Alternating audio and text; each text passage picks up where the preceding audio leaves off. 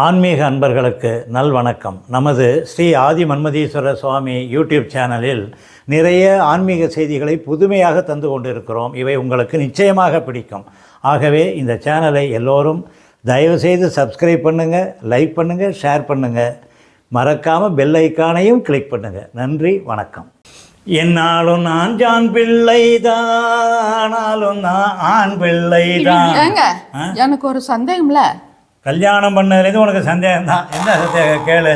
அது இல்லைங்க, கல்யாணம் நம்பினாலும் உங்களை மாதிரி உள்ளவங்களை நம்பவே கூடாதுன்னு சொல்கிறேன். உயரம் குறைச்சலாக உள்ளவங்கள நம்பக்கூடாது. ஆக திருடனை நம்பினாலும் நம்பலாம், உயரம் குறைச்சலாக இருக்கிறவனை நம்பக்கூடாதுன்னு சொன்னால் என்ன மாதிரி உள்ளவங்களாம் மனசு கஷ்டப்பட மாட்டாங்களா? திருவள்ளுவரே சொல்லியிருக்கிறாரு, உருவு கண்டு எல்லாமே வேணும்னு சொல்லியிருக்கிறாரு. இப்படி பேசுனா இந்த அர்த்தம் சொன்னால் என்ன மாதிரி உயரம் குறைச்சலாக உள்ளவங்க மனசு கஷ்டப்படுவாங்களா மாட்டாங்களா? சொல்லு. ஏங்க, என்னை பற்றி உங்களுக்கு தெரியாதா? நான் யார் மனசையும் கஷ்டப்படுத்த மாட்டேன். நீங்கள் ஏதாவது புதுசாக வேறு அர்த்தம் சொல்லுவீங்கன்னு தான் உங்கள்கிட்ட சொன்னேன். அப்படி கேளு அம்மணி, வெரி குட். இப்படி உட்காரு. கல்யாணம் நம்பினாலும் என்னை மாதிரி உயரம் குறைச்சலாக உள்ளவங்களை நம்பக்கூடாதுங்கிறதுக்கு என்ன அர்த்தம்னு நான் சொல்கிறேன். இதுக்கு ஒரு புராண கதை இருக்குது, நான் விளக்கமாக சொல்கிறேன். உட்கார். இந்த பூமியில் தர்மம் அழிக்கப்பட்டு அதர்மம் தடை தோங்கும் போது தர்மத்தை நிலைநாட்ட வேண்டி திருமால் 10 அவதாரங்களை எடுத்தார். இந்த 10 அவதாரங்களும் பரிணாம கொள்கையோடு எப்படி ஒத்துப்போகின்றன என்று நாம் சென்ற காணொளியிலே பார்த்தோம், முதல் பாகத்திலே பார்த்தோம். அதில் 4 அவதாரங்களை பற்றி பார்த்தோம். அதாவது மச்ச அவதாரம் மீன்களையும், கூர்ம அவதாரம் ஆமை போன்ற ஊர்வன இனத்தையும், வராக அவதாரம் பன்றி போன்ற பாலூட்டிகளையும், நரசிம்ம அவதாரம் மனிதனின் தோற்றத்தின் ஆரம்ப நிலையையும் குறிக்கின்றன என்று சான்றுகளோடு பார்த்தோம். இந்த 2வது பாகத்தில் மற்ற 6 அவதாரங்களும் எப்படி பரிணாம கொள்கையோடு ஒத்துப்போகின்றன என்று பார்க்க இருக்கின்றோம். முதல் 4 அவதாரங்களும் உடல் அமைப்பு பரிணாமமாக நமக்கு தெரிகிறது. அடுத்த 6 அவதாரங்களும் அறிவு பரிணாமம், கலாச்சார பரிணாமம், வாழ்க்கை முறை பரிணாமம் ஆகியவற்றை விளக்குகின்றன. எப்படி என்று பார்ப்போம், வாருங்கள். திருமாலின் 5வது அவதாரம் வாமன அவதாரம். வாமனன் என்றால் உயரம் குறைந்தவன் என்று பொருள். பிரகலாதனின் வம்சத்தில் அவனது பேரனாக வந்தவர் மகாபலி சக்கரவர்த்தி. அவர் ஒரு அருமையான அரசன், எல்லோரையும் நன்றாக பார்த்து கொள்ளக்கூடிய நல்ல அரசன்.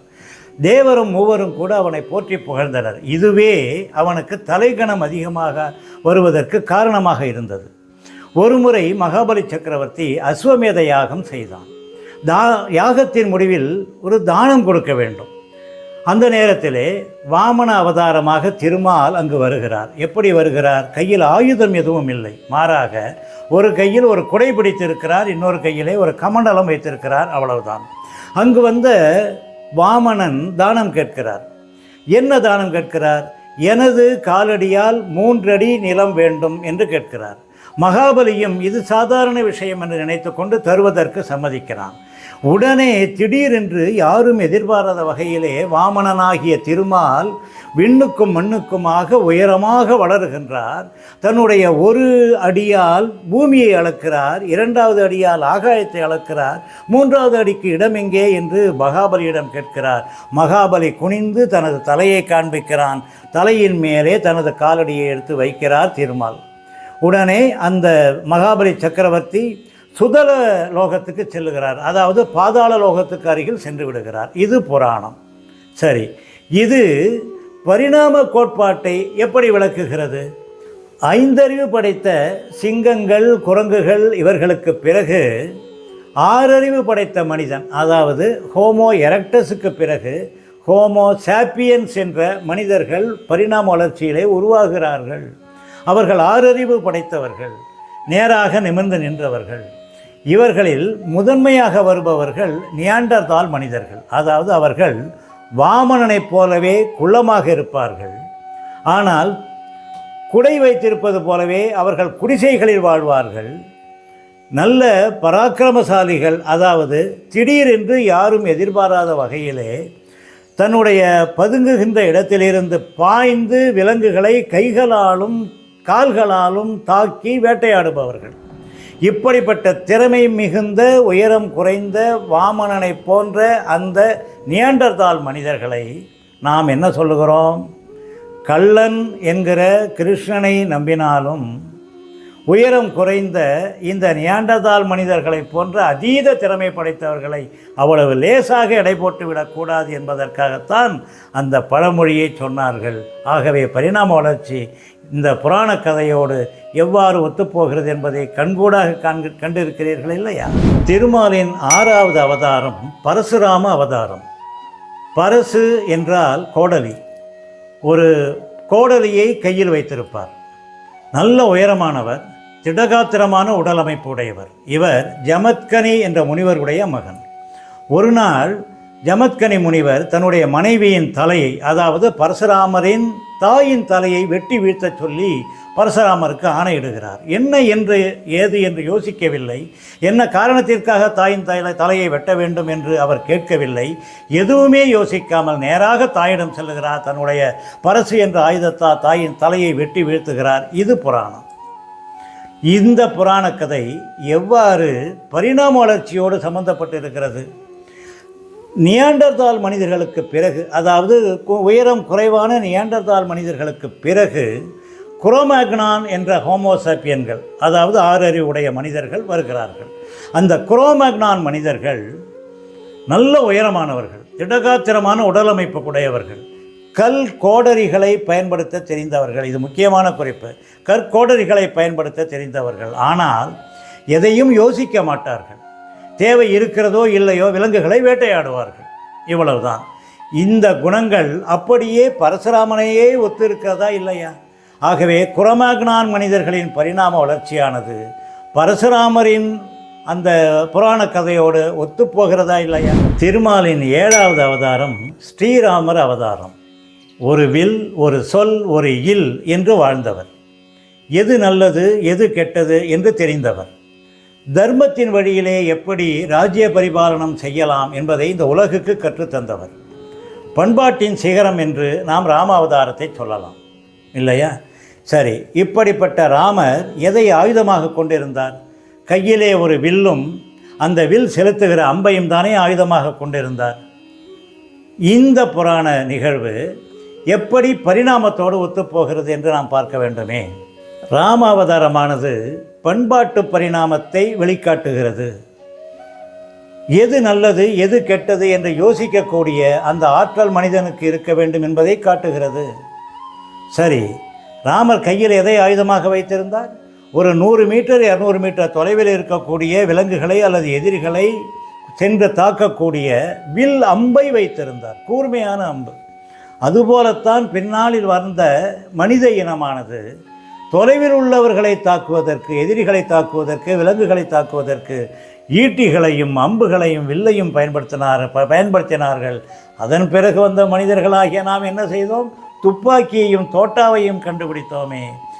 இந்த பரிணாம வளர்ச்சியானது ராமரின் வில்லம்பு வளர்ச்சியை பிரதிபலிக்கிறதா இல்லையா?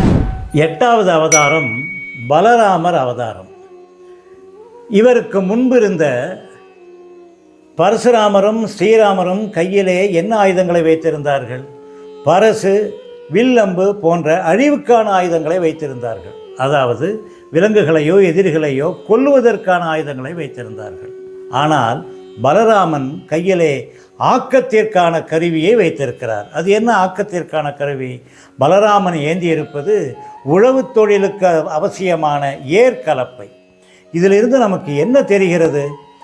ஏற்கலப்பை இருந்தால் நிலத்தை உழுது பண்படுத்தி அங்கே தானியங்களையும் காய்கறிகளையும் பழமரங்களையும் வளர்த்து உணவை, விலங்குகளை உணவாக கொள்வதற்கு பதிலாக தானியங்களை உணவாக கொள்ளலாம், காய்கறிகளை உணவாக கொள்ளலாம், பழங்களை உணவாக கொள்ளலாம் என்கின்ற ஒரு அருமையான சித்தாந்தத்தை மனிதர்களுக்கு கொடுக்க வேண்டும் என்பதற்காக பலராமன் ஏற்கலப்பையை வைத்திருந்தார்.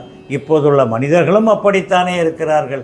பசுமை புரட்சியை ஏற்படுத்தியதற்கு முன்னோடியே பலராமன் என்று நாம் ஏன் சொல்லக்கூடாது? ஸ்ரீமன் நாராயணனின் 9வது அவதாரம் கிருஷ்ணாவதாரம். ஒரு எதிரியை சூழ்ச்சியால் ஆனால் அதே சமயத்தில் தர்மநெறி தவறாமல் எப்படி வீழ்த்துவது என்று இந்த உலகத்துக்கு சொல்லி தந்தவரே ஸ்ரீகிருஷ்ணர். ஸ்ரீகிருஷ்ணர் கையில் எதை தாங்கி இருக்கிறார்? சக்கராயுதத்தை தாங்கி இருக்கிறார். சக்கராயுதம் என்பது என்ன? அது விட்டெறிந்தால் எதிரியை எத்தனை மைல் வேண்டுமானாலும் தாண்டி சென்று எதிரியை தாக்கிவிட்டு மீண்டும் ஸ்ரீகிருஷ்ணனின் கையில் வந்து சேரும். இதுதான் சக்கராயுதம். இது இன்றைய மனிதனின் கண்டுபிடிப்பான பூமராங்கை ஒத்திருக்கிறதா இல்லையா? பூமராங்கை விட்டெறிந்தால் எவ்வளவு தொலைவுக்கு வேண்டுமானாலும் சென்று எதிரியை தாக்கிவிட்டு மீண்டும் அவரது விட்டெறிந்தவர் கையே வந்து சேர்கிறது. இது சக்கராயுதம் போலவேத்தானே ஒன்று. இரண்டாவது, இந்த உலகத்திலே மெஷின்ஸ் இருக்கிறதே, எந்திரங்கள், அதில் ஆரம்ப எந்திரம் எது என்றால் சக்கரம். ஸ்ரீகிருஷ்ணர் காட்டி கொடுத்தது. மூன்றாவது, IBM இன்டர் பாலிஸ்டிக் மிசைல், கண்டம் விட்டு கண்டம் தாவும் ஏவுகணைகள் என்று நீங்கள் கேள்விப்பட்டிருப்பீர்கள். ஒரு கண்டத்திலிருந்து இன்னொரு கண்டத்திற்கு ஆயுதங்களை தாங்கி செல்லுகின்ற ஏவுகணைகளை கண்டுபிடித்தவன் நவீன மனிதன் அல்லவா? இவையெல்லாம் ஸ்ரீகிருஷ்ணர் சொல்லிக் கொடுத்தது தான் என்று நான் சொல்லுகிறேன். வேண்டுமானால் இன்னொரு உதாரணம் சொல்லுகிறேனே. சிவாஜி என்ற திரைப்படத்திலே ரஜினிகாந்த் துப்பாக்கியை விட்டறிவார். அது கரகர என்று சுற்றி போய் தன்னுடைய எதிரியை சுட்டுவிட்டு கரகர என்று சுற்றி நேராக ரஜினி மீண்டும் வந்து சேரும்.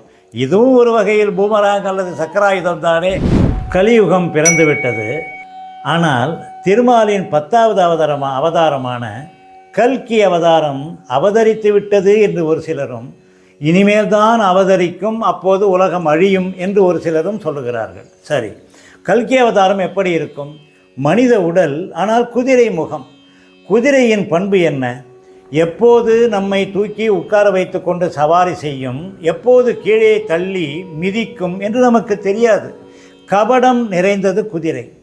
அதே போல தற்கால மனிதர்களில் பல பேர் கபடம் நிறைந்த உள்ளத்தோடு பழகுகிறார்கள், தீமை செய்கிறார்கள். தம்முடைய சுயநலத்திற்காகவே செய்யக்கூடாத தீங்குகளையெல்லாம் செய்து கொண்டிருக்கிறார்களே. இதுபோன்ற தீயவர்களுடைய எண்ணிக்கை அதிகமாக ஒரு கட்டத்திலே உலகம் அழியாமல் என்ன செய்யும்? உலகம் அழிவது என்பது திண்ணம். ஆகவே அன்பர்களே, இந்த தசாவதார புராண கதையிலிருந்து நாம் என்ன தெரிந்து கொள்ள வேண்டும்? இயன்ற வரையிலே இறை சிந்தனையோடு இருப்போம். மற்றவர்களும் வாழ வேண்டும் என்று நினைப்போம். நாமும் வாழ்வாங்கு வாழ்வோம். நன்றி, வணக்கம்.